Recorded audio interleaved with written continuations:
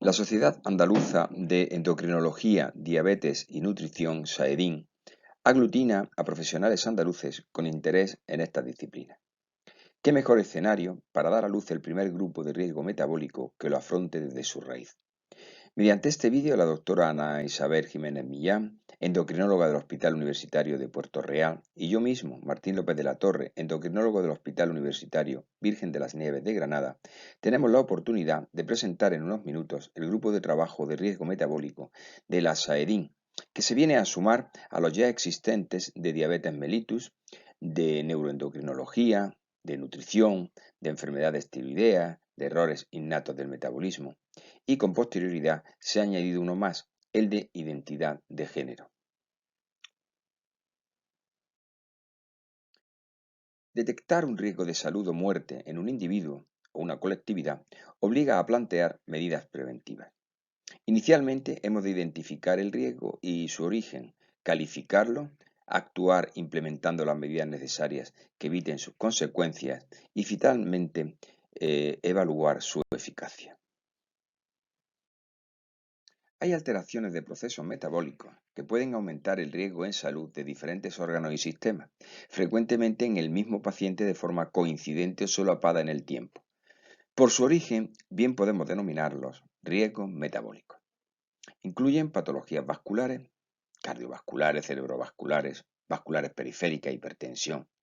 patologías digestivas como la estatosis hepática, patologías neumológicas como la apnea obstructiva del sueño, gonadales como el ovario poliquístico o dislipemias, entre otros. Siguiendo a la OMS, un factor de riesgo es cualquier característica, condición o comportamiento que aumente la probabilidad de contraer una enfermedad o sufrir una lesión. Es especialmente importante delimitar qué factores de riesgo metabólico son los más importantes para sufrir este tipo de patologías, a sabiendas de que pueden actuar de forma independiente, pero también se asocian y se potencian entre ellos. Un buen ejemplo de esta asociación son las consecuencias sobre el desarrollo de patología vascular del llamado síndrome metabólico, donde la asociación de obesidad de distribución central, hipertensión arterial, dislipemia aterogénica e hiperglucemia multiplican el riesgo de desarrollar patología vascular. Como factor fundamental en la etiopatogenia del síndrome metabólico, destaca la obesidad de distribución central. En cuanto al riesgo metabólico se refiere, el tejido adiposo juega un papel importantísimo. A su función en el balance energético se va conociendo cada vez más su capacidad de segregar múltiples hormonas y productos, con influencia en la regulación inmune, implicación en la inflamación crónica de bajo grado y todo ello en continua interacción con otros órganos y sistemas. Bajo esta perspectiva, el exceso de tejido graso que define la obesidad, sobre todo el tejido graso visceral, es un factor clave a considerar cuando hablamos del riesgo vascular, pero también lo es, y mucho, cuando ampliamos el concepto al de riesgo metabólico. Cuando la obesidad se desarrolla sobre una base genética predispuesta y acompañada de factores ambientales perjudiciales como son la inactividad física, los hábitos dietéticos inadecuados, otras patologías, medicaciones, etc., se promueve un estado de inflamación crónica de bajo grado que afecta a múltiples órganos y tejidos con consecuencias muy graves a medio y largo plazo.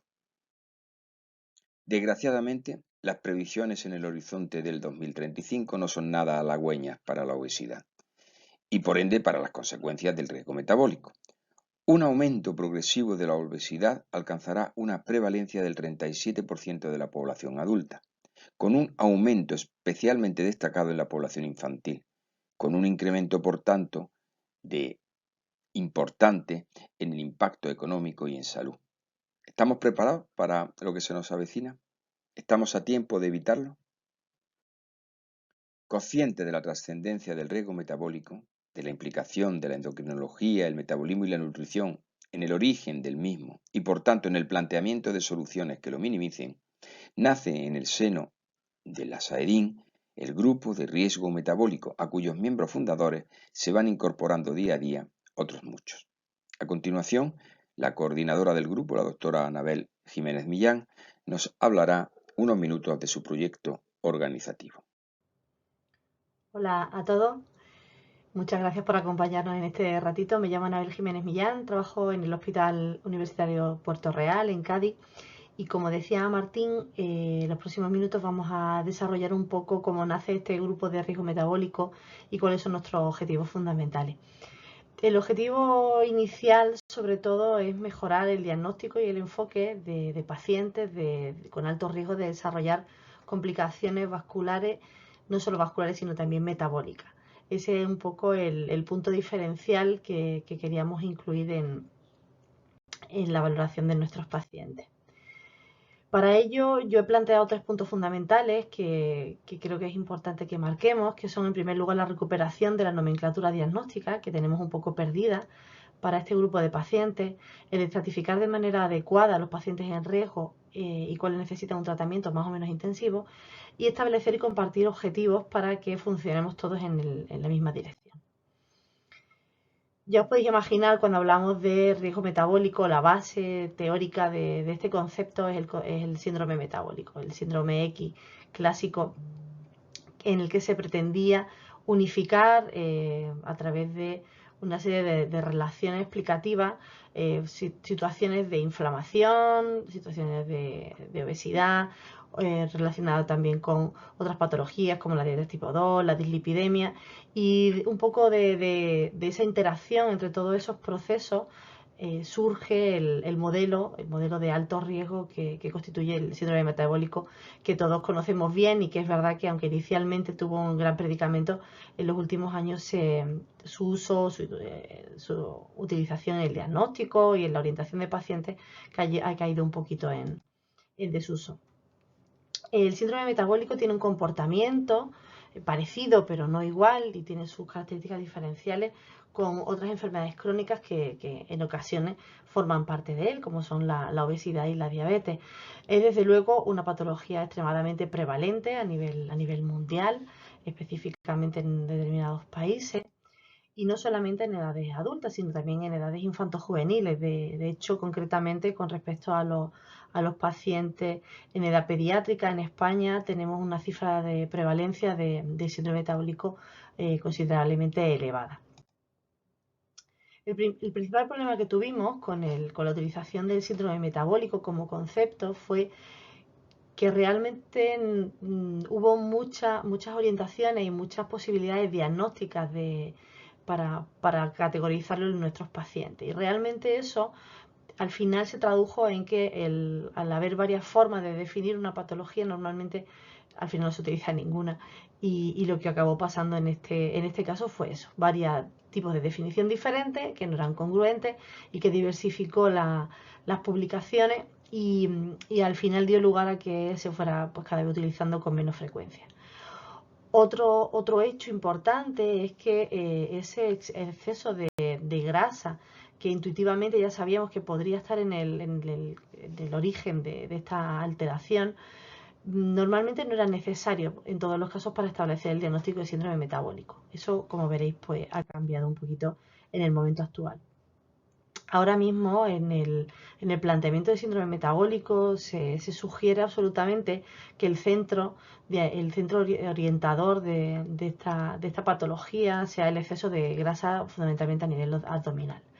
Y aunque mantiene los criterios diagnósticos clásicos con la hipertensión, la diabetes prediabetes, la dislipidemia heterogénica, se han ido añadiendo otra serie de diagnósticos que sabemos que acompañan el desarrollo de obesidad, tanto más cuanto mayor es el grado de esta, como son la disfunción renal y hepática, la insuficiencia cardíaca con fracción de inyección preservada, la apnea del sueño, el ovario poliquístico, en fin, cualquier otra expresión de fenómenos inflamatorios crónicos que sabemos que muchas veces acompañan a estos pacientes. Realmente sabemos que el paciente obeso es un paciente que metabólicamente tiene una mayor probabilidad de estar enfermo. Y este término de enfermedad metabólica o no saludable metabólicamente lo vamos a escuchar en muchas publicaciones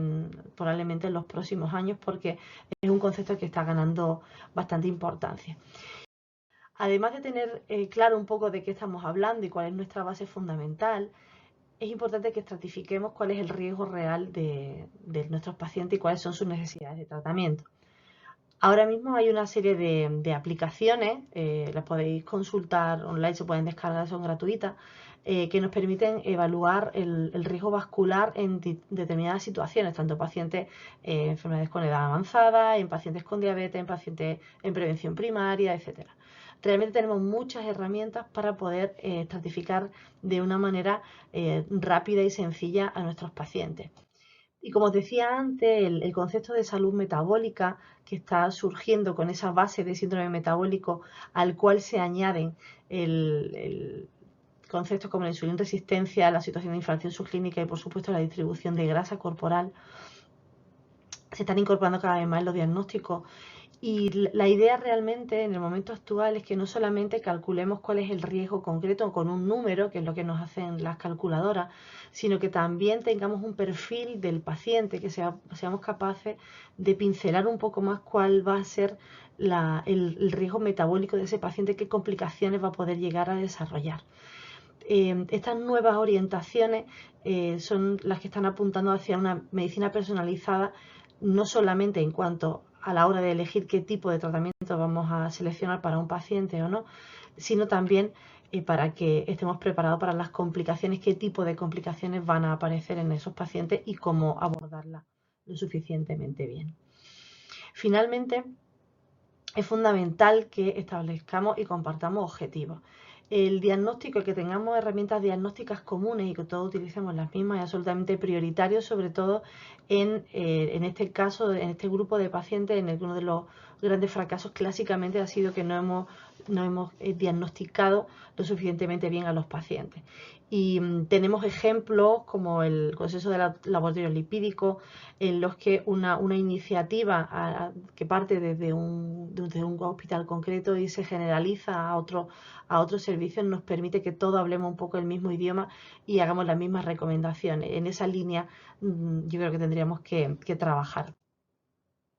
Y por supuesto actuar. Actuar en primer lugar haciendo un diagnóstico correcto de nuestros pacientes, estratificándolo adecuadamente, recogiendo en sus historias clínicas cuál es la situación de riesgo que tienen, utilizando todo el mismo idioma, el mismo lenguaje, con los mismos criterios y transmitir eso, los resultados y las observaciones que vayamos teniendo. Así que basándonos en la elaboración de proyectos que sean formativos, investigadores, multicéntricos, y dando lugar, por supuesto, a estrategias asistenciales que nos permitan, pues al final lo que queremos todos, que es mejorar la situación de salud de nuestros pacientes y disminuir el riesgo futuro de complicaciones. En el Hospital de Puerto Real nosotros tenemos una consulta específica que pasamos junto con un internista que tiene un nombre que se llama Consulta de Lípidos y Riesgo Vascular, en la que estamos haciendo un esfuerzo por ir identificando a estos pacientes y ir recogiendo los datos sobre la evolución de los mismos. A lo mejor no en todos los sitios es posible hacer una consulta compartida, pero por lo menos el que tengamos la inquietud o esa iniciativa de ir recogiendo esas estimaciones de riesgo, yo creo que puede ser un muy buen punto de partida. Y finalmente, una vez que hayamos establecido estos pasos y hayamos conseguido, por supuesto, mejorar la caracterización de los pacientes, como decía antes, hacia una medicina personalizada, no solamente en tratamiento, sino también en predicción de complicaciones, en prevención de las mismas e intervención lo más precoz posible, porque está claro que eso al final tendrá un impacto en la atención sanitaria de nuestros pacientes de alto y muy alto riesgo vascular, en la salud presente de estos pacientes y en su salud futura. Muchas gracias por vuestra atención.